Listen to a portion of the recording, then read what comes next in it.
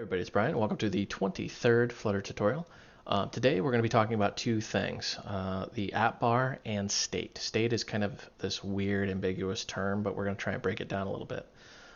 Before we really dive into that, if you go to flutter.io and you click on sample catalog, you'll see there is full sample code to, well, pretty much complete applications, and it works. I'm just amazed that this is in alpha and everything's working so far.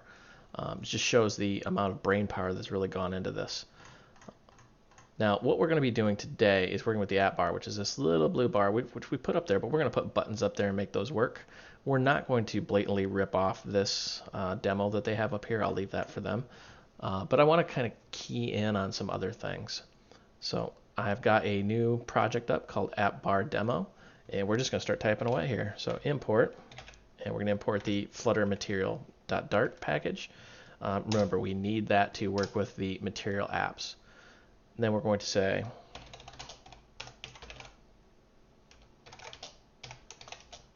and we're going to do run app.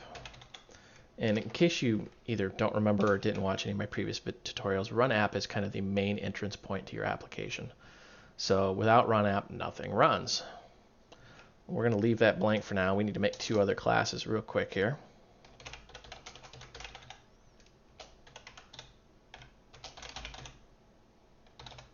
We're going to extend the stateful widget, not the stateless widget like we've done in the past. And then we're going to make a private class called myAppState. Extends state, of my app. So before we really start fleshing these out, what are they? Why do we need them?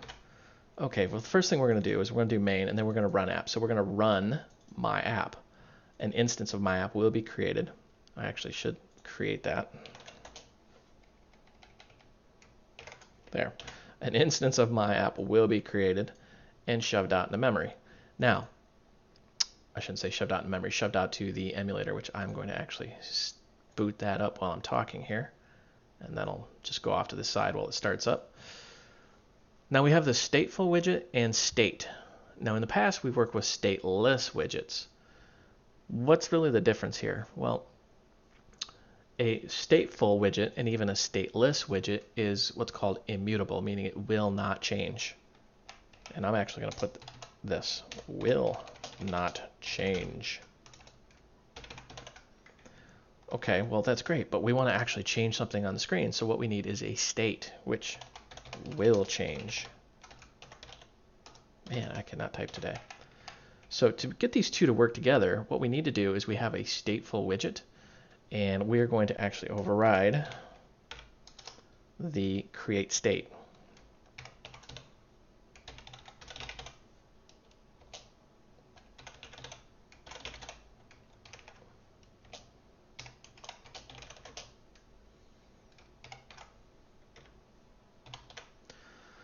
So effectively what we've done here is, it looks like a bit of a circular reference, but we're saying the my app state, which extends state, so just don't think of this as my app state, just think the state is going to be the state of my app, this guy.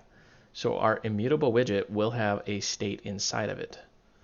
Now, in our state, the my app state, we can do certain things. For example, we can say string,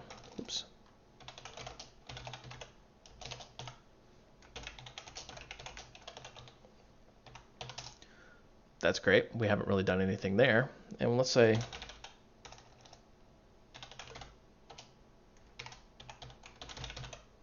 my state. Let's make this private as well, just to have a similar code convention here. Now you notice how it's already barking at us, and it's saying it's missing a concrete implementation of state.build. Remember in previous conversations, whenever I said build, think of build as render. We're going to build or render the widget. So we need to override, and then we're going to say widget.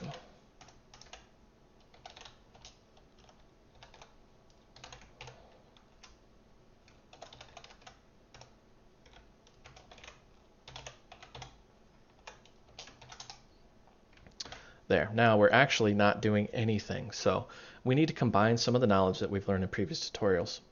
being material app and scaffold.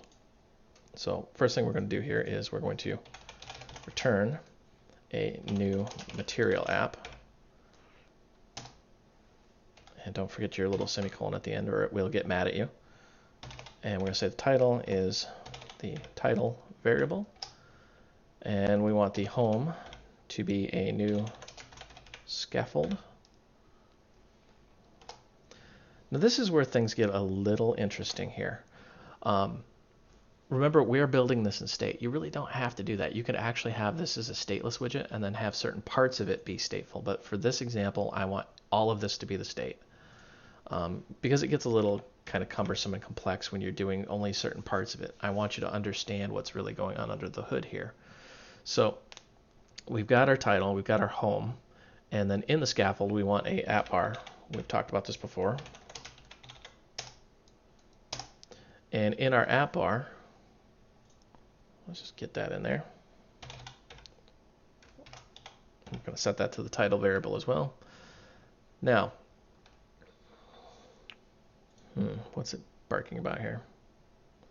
String can't be assigned to the parameter type widget. Why are you doing that? Oh yeah, because we got to put a widget in there. My bad. That screwed me up for like a microsecond. I was like, what is going on here? All right, so we've got this. Now that we have our home, we want to put in a body. And we're just going to say the obligatory hello world.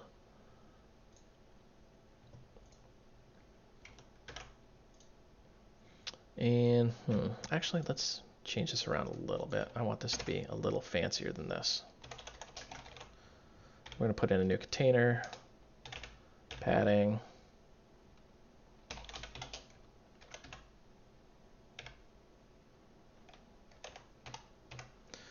Don't know why I picked 32, just good old days when icons were exactly 32 inches, or 32 inches, geez, 32 pixels. That's the kind of day I've had. And we're going to say new center for the child. If you have no idea what I'm doing, this really should be old school for you by now because we've been doing this for like 20 some odd tutorials. And then we're just going to pump our new text right there. Now remember, everything in Dart is an object. So we're going to go ahead and run this on our device. Whoops. Actually, let's do this. There we go. And we're going to just basically this thing builds and runs. If it doesn't, then we'll resolve any issues that we have. I'm fairly confident it will run though.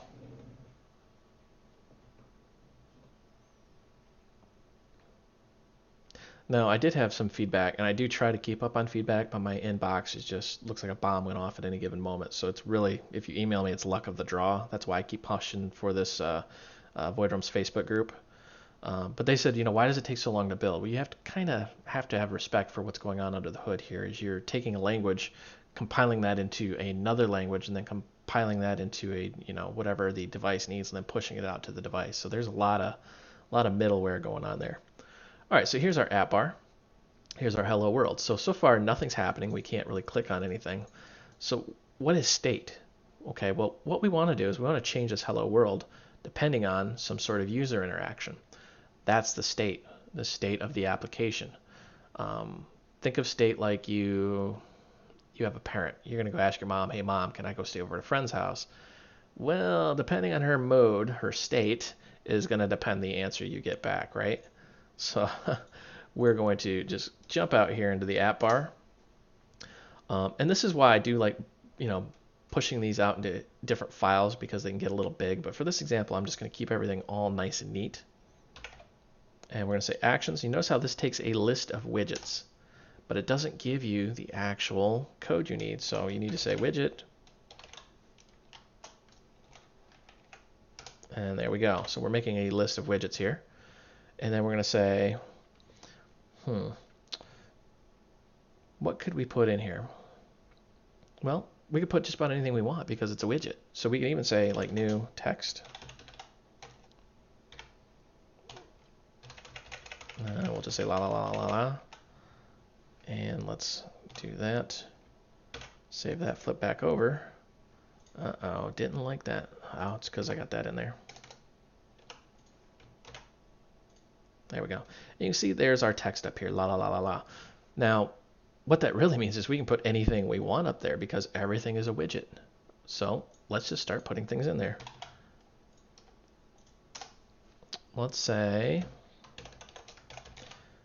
we're going to say new icon button. And notice how it asks for an icon and pressed. So there's two properties that we're going to have to fill in. We really don't have to because they're null, but it would probably be a good idea if we want any sort of real functionality here. New icon. And then we're going to say icons dot, and then we have tons and tons and tons of icons to choose from here. I'm just going to grab some at random. I'm going to say like add alert. And then on pressed, we actually want to give this a function.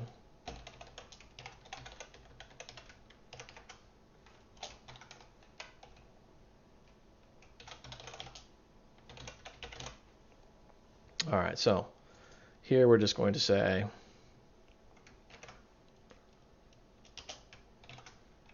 if you're wondering what this is doing, this is basically saying, hey, use this function and call this code.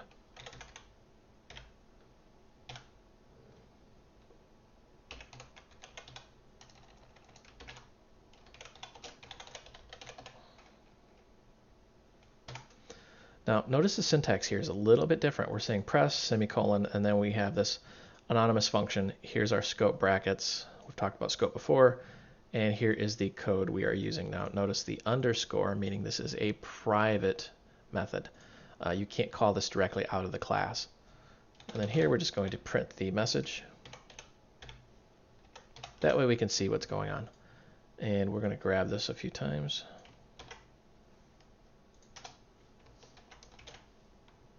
Uh-oh, what's going on here? I forgot my commas. Now, some things to note right off the bat is A, we're sending an array of widgets. B, the icon we chose is over on the left here. Gives us a nice little preview of what we're going to do here. And if you're wondering how these icons actually got into the application, well, they're included. That's right. You heard me correct. They're included. I don't want to print out. We'll say people. Is there a people? There is a people. So you can see how we have like an alert, a print, and a people. And if we actually run this, I'm going to stop it and just rebuild the whole thing. I was seeing some errors popping up there. I just wanted to rebuild the whole thing, make sure it's going to work here.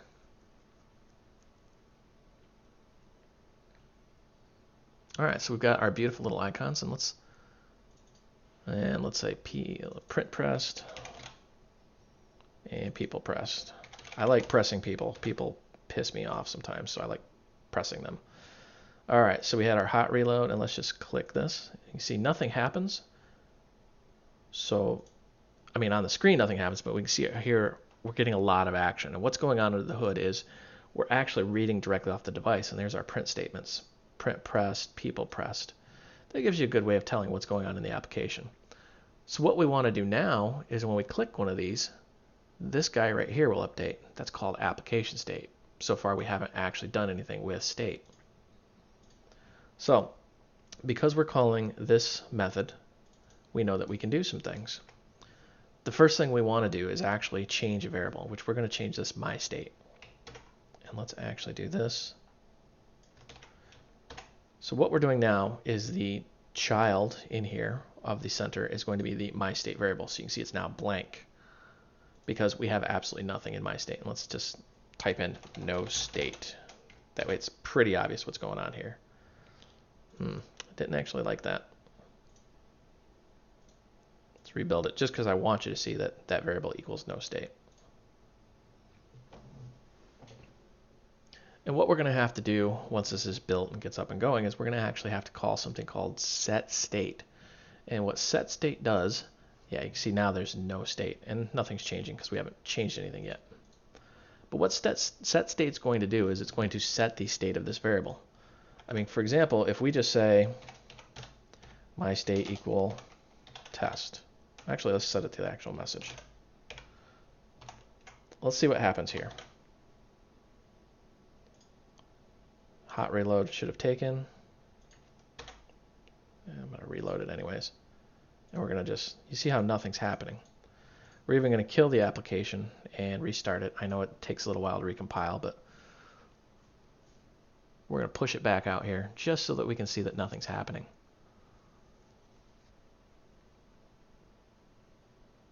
Give it just a second. It should pop up. So there's no state and nothing's changing. Now we are changing the variable under the hood, and we can test that by actually doing this.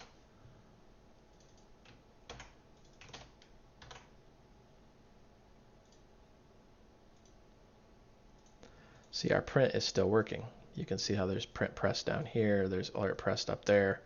So we know that variable is actually changing, but the state is not changing. That's what I'm really getting at here. So what we're going to do here is we're going to say set state, and you notice how it calls out a function. So what we're going to say is maybe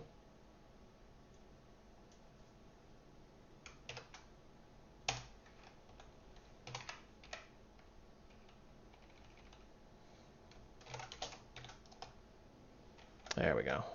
Just going to make a simple little anonymous function in here.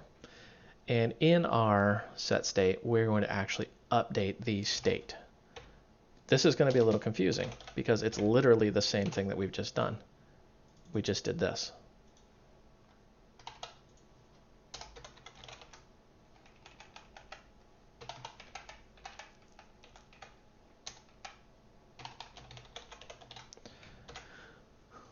Set state takes, and this is a little difficult to explain, so bear with me, but there is a memory map under the hood called state.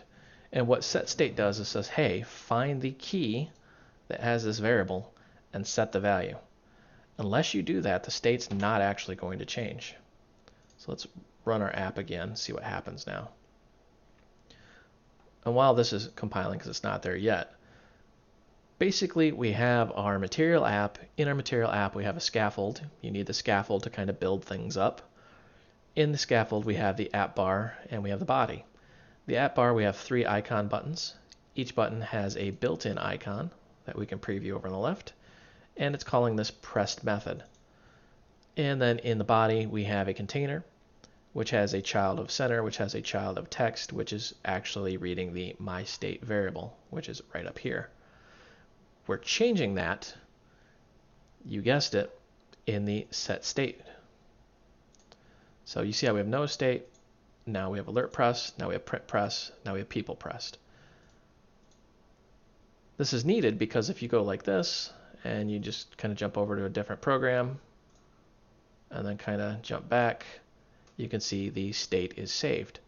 If you didn't have the set state, that would blank out and everything would go right back to default, which if you've ever worked with any sort of like Android programming before using Android Studio, you've noticed that right off the bat, how you have to load the state automatically. Well, or you have to load it manually, where this is all loaded automatically for you. I have to say, this is a lot easier to work with than some other things that I work with, such as like MobX and Redux and things of that. Redux just broke my brain. I must have spent 2 weeks playing with different applications trying to get it to work correctly, and I absolutely hated Redux.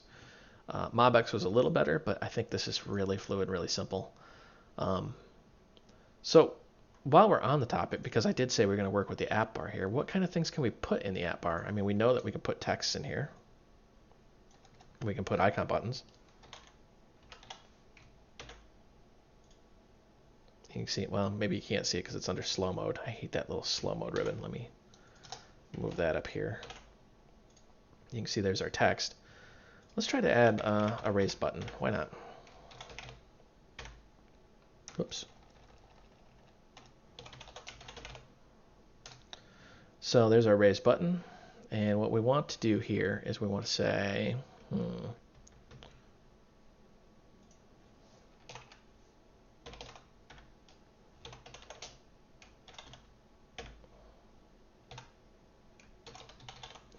we just want some text on there. And we've done this before. I think we had it in the body, actually.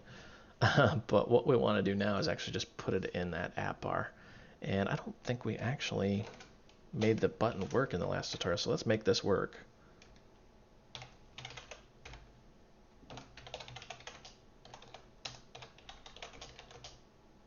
I'm going to call this Super Button of Doom. Why not? It's been a Monday.